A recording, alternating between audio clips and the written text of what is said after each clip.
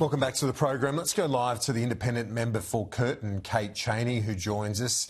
Thanks for your time. You've released a policy paper on artificial intelligence. You're calling for an AI safety institute in Australia. Can you explain to our viewers your thinking on this, Kate? Sure. AI is moving really fast, and we need to have structures in place that mean we can respond to the risks as they're emerging. And many other countries like the US, the UK, Japan, Singapore, Canada already have an AI safety institute. Might be a different name, but they all do the same thing.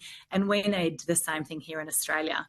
So that institute would be about monitoring and identifying emerging risks from AI use, working to support regulators to develop regulation around how to deal with those, and also work collaboratively with other countries so that we are developing consistent frameworks and standards that apply to developers around the world.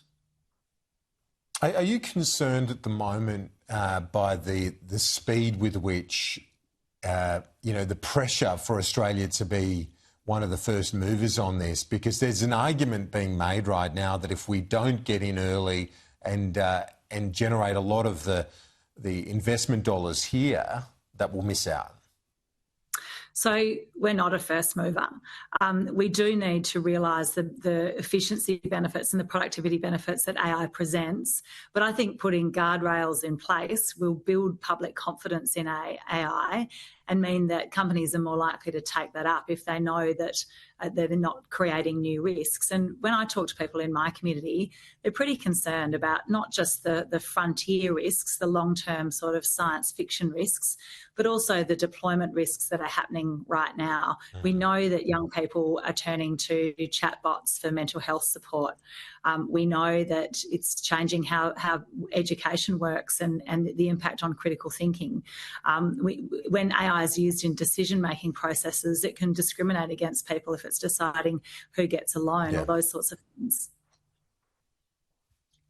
Indeed. And so there's a range of issues here, whether it be, deep fakes, kids bullying, political discourse being affected. And I know from a personal level, Kate, and I'm sure many of our viewers are the same, that they look at images and think, is that real? Is that AI? I mean, we're already second-guessing ourselves multiple times a day. Absolutely. And those things are going to continue to change, which is why I'm focusing on getting the structures right. We will need new legislation, and we'll need to build up the capacity of our regulators to deal with the holes in our laws at the moment. So having a body that can give technical advice to government and to regulators will mean that we're set up to actually deal with these issues as they emerge. We're not designed to make laws fast, but this area is changing so fast that we need to look at new structures.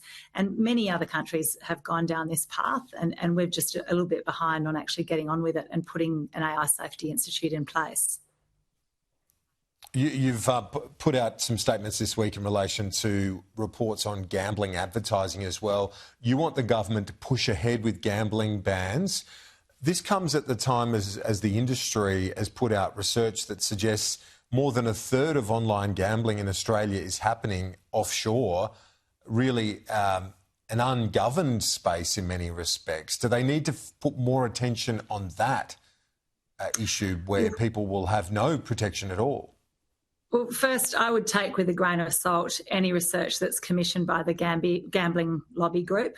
It's notoriously difficult to measure the size of an illegal industry, and the UK regulator and others have said, don't believe what you see about that. In the Murphy report, which I was on the committee for, it actually also suggests that the government should deal with offshore gambling companies.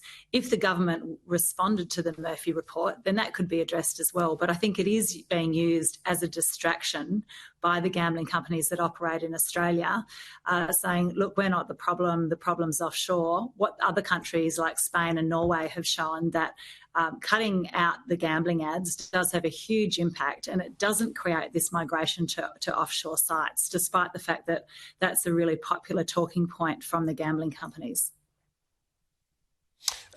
Onto the issue of the COP, Australia won't be hosting it. Chris Bowen still leading negotiations, apparently. Susan Lee says, has had a crack at the government and saying that Chris Bowen needs to focus on the top priority of getting power prices down, not on the global talks, and shouldn't be distracted. That essentially Australia needs a full-time minister in terms of its energy policy. What do you say to that?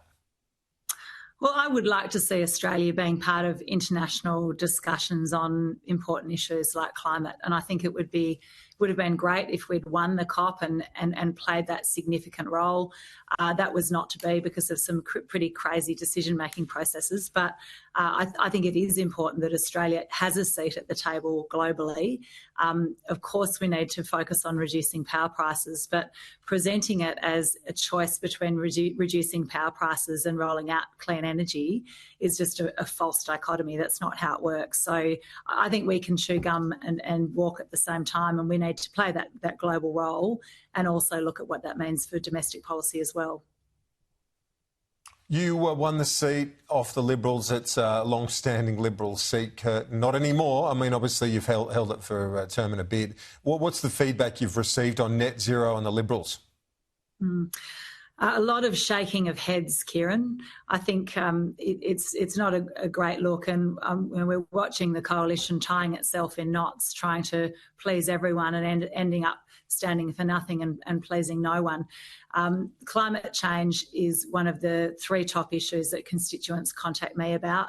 My community cares deeply about Australia taking action in that space, and I think this really, if the coalition is going to try and thread the needle through saying, well, we don't support net zero, but we still want to be in the Paris Agreement, people can see through that, and it's not going to go down very well in communities like mine. Kate Chaney, thanks for your time. We'll talk to you soon. Thanks, Kieran.